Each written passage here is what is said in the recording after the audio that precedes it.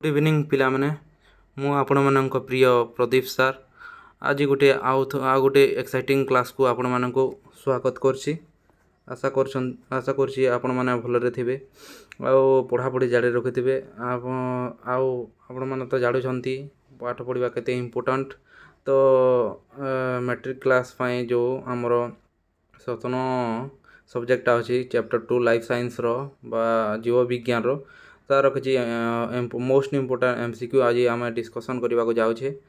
तो आपण मैंने तो पढ़ापढ़ी जारी रखिथे तो आपण मैंने भी कमेंट सेक्शन रे तार आंसर देवे।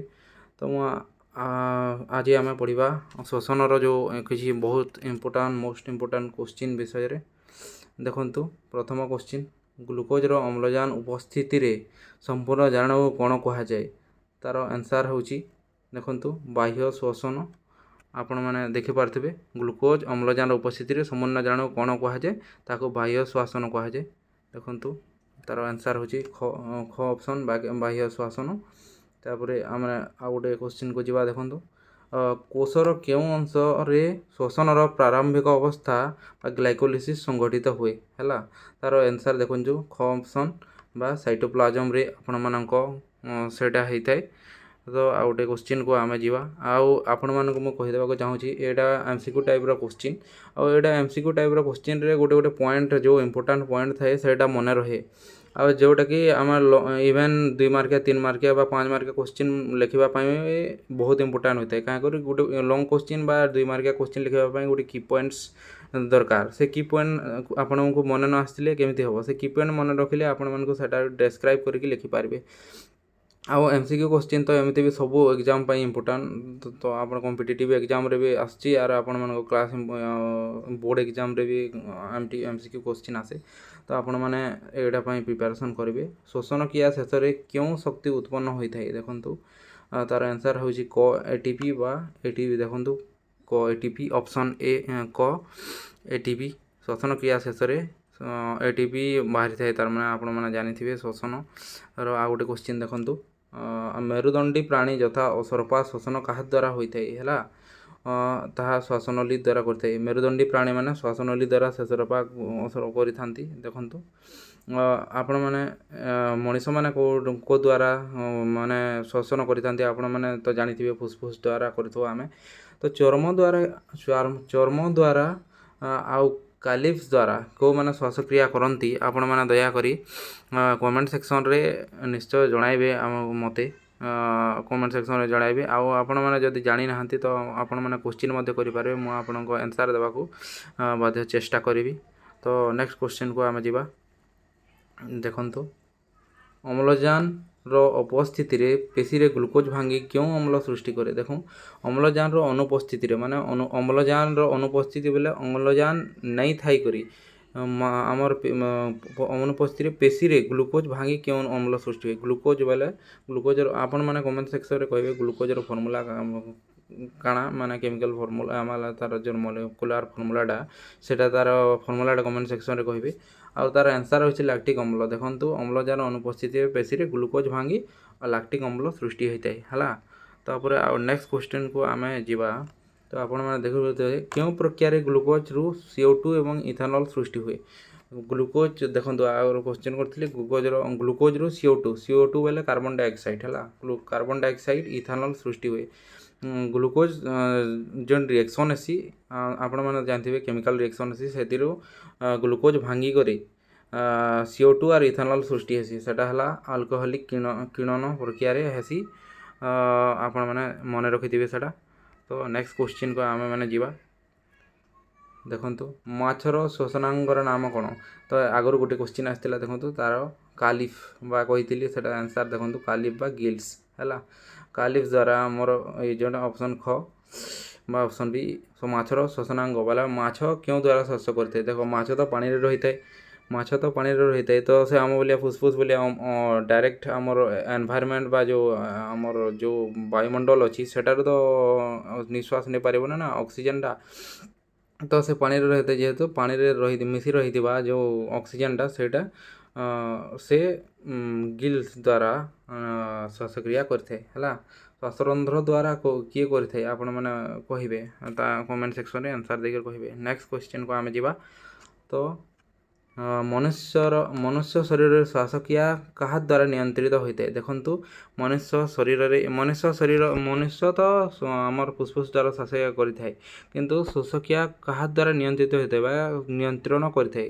ଦେଖନ୍ତୁ ଆମର ଅପସନ୍ ଗ ବା ମେଡୁଲା ଅବଲଙ୍ଗଟା ବୋଲି ଯେଉଁ ଅଛି ସେଇ ପାର୍ଟଟା ଆମର ଶ୍ୱାସକ୍ରିୟା ହେବ କେମିତି, ନିଶ୍ୱାସ ପ୍ରଶ୍ୱାସ ଯିବ କ'ଣ ହେବ, ସେଇଟା ମେଡୁଲା ଅବଲଙ୍ଗଟା ଯେଉଁ ଅଂଶଟା ଅଛି ଆମର ବଡ଼ିରେ ସେଇଟା ଆମର କଣ୍ଟ୍ରୋଲ୍ କରିଥାଏ ସେଇଟାକୁ।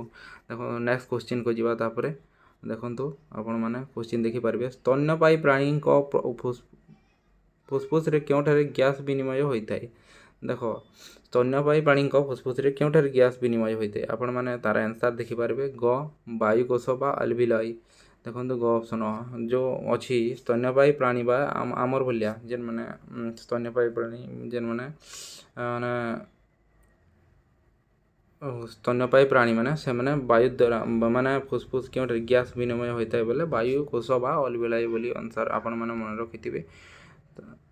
ଦେଖନ୍ତୁ ନେକ୍ସଟ କ୍ୱେଶ୍ଚିନ୍କୁ ଆମେ ଯିବା। ଆପଣମାନେ ଏଠାରେ ଦେଖିପାରୁଥିବେ ନେକ୍ସଟ କ୍ୱେଶ୍ଚିନ୍ ହେଲା।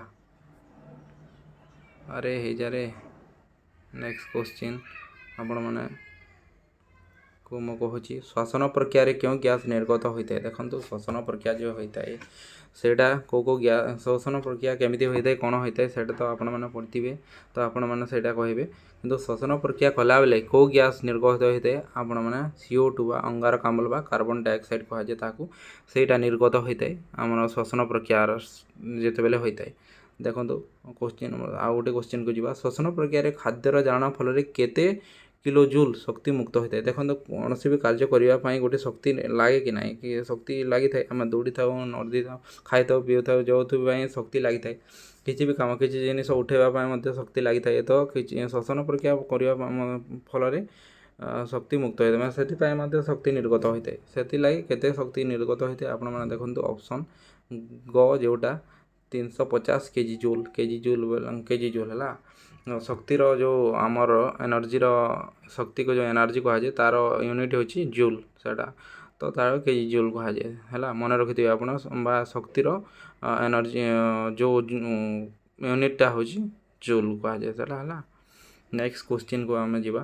ଦେଖନ୍ତୁ ଆପଣମାନେ ଦେଖିପାରୁଥିବେ କେଉଁ ପ୍ରକ୍ରିୟାରେ ଅମ୍ଳଜାନ O2 ବା O2 ଅମ୍ଳଜାନର ଆଣବିକ ସଂକେତ ହେଉଛି OT, ତ ଅନୁପସ୍ଥିତିରେ ଖାଦ୍ୟ ଅମ୍ଳୀକରଣ ହୋଇଥାଏ। ଦେଖନ୍ତୁ ଅମ୍ଳଜାନର ଅନୁପସ୍ଥିତିରେ ବୋଲେ ଅମ୍ଳଜାନ ଯେଉଁ ଆବସେଣ୍ଟ ଥିବା ଅମ୍ଳଜାନ ନି ଥାଇକରି ଖାଦ୍ୟ ଅମ୍ଳୀକରଣ ହୋଇଥାଏ କେନ୍ ପ୍ରକ୍ରିୟାରେ ତାର ମାନେ ଦେଖନ୍ତୁ ଅବାୟୁ ଶ୍ୱସନ ହେଲା। ବାୟୁ ଶ୍ୱସନ ବା ଯେଉଁ ଘ ଅପସନ୍ଟା ଆପଣମାନେ ଦେଖିପାରୁଥିବେ ଅମ୍ଳଜାନର ଅନୁପସ୍ଥିତିରେ ଅବାୟୁ ଶ୍ୱସନଟା ଅମ୍ଳୀକରଣ ହୋଇଥାଏ ହେଲା। ନେକ୍ସଟ କ୍ୱେଶ୍ଚିନ୍କୁ ଆମେ ଯିବା।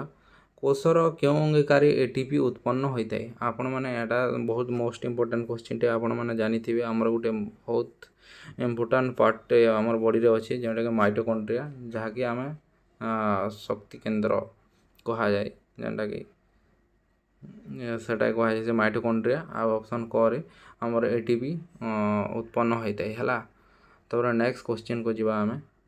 ଉଦ୍ଭିଦ ଶରୀରରେ କେଉଁ ଅଂଶ ଦେଇ ବାୟୁମଣ୍ଡଳ ସହିତ ଗ୍ୟାସ୍ର ବିନିମୟ ହୋଇଥାଏ? ଦେଖନ୍ତୁ ଆପଣମାନଙ୍କର ଆନ୍ସର୍ ହେଉଛି ପତ୍ରରନ୍ଧ୍ର।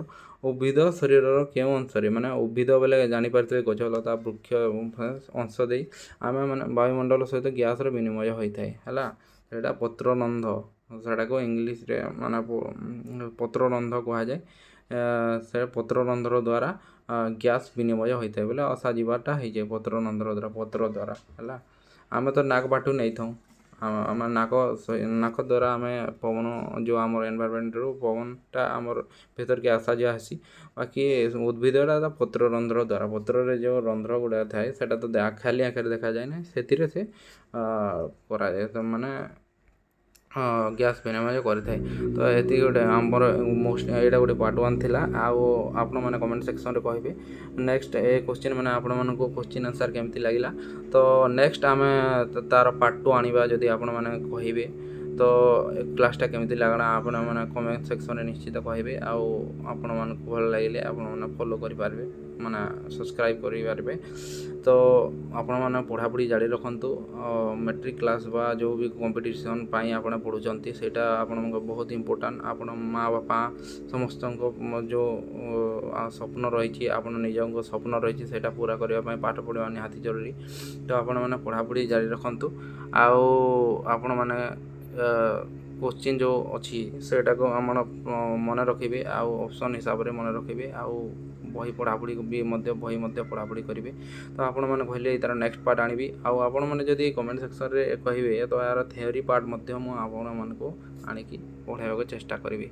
ତ ଥ୍ୟାଙ୍କ ୟୁ, ଆପଣମାନେ ପଢ଼ାପଢ଼ି କରନ୍ତୁ।